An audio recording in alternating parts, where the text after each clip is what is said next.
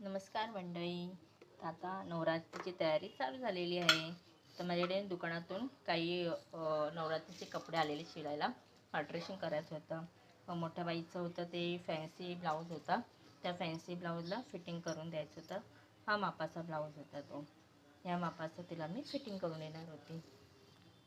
असे fancy blouse होते आणि ब्लाऊज छान छान होते. आणि कसं इथे कपड्यांचं दुकान आहे ना, तिकडून मी कपडे इथे स्टिच करण्यासाठी घेऊन येते मी.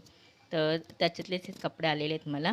हे बघा, मिररवर हे ब्लाऊज होतं. एकदम खूप छान ब्लाऊज होते, खूप छान कपडे होते. आणि लहान लहान मुलींचे पण ब्लाऊज आलेले, चोली बोलतात ना त्याच्यावर, घागरावरचे चोली वगैरे, ते मी अल्ट्रेशन करायला आणलेले होते. आता हे अल्ट्रेशन करणार आणि कस्टमरला देणार. बघायचे छान छान नवरात्रीचेच हेच कपडे सगळे लहान मुलींचे. ह्याला पण फिटिंग करायचं होतं.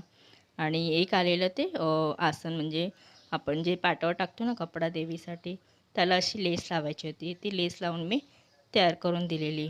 मग धन्यवाद. माझा व्हिडिओ पाहिल्याबद्दल खूप खूप धन्यवाद.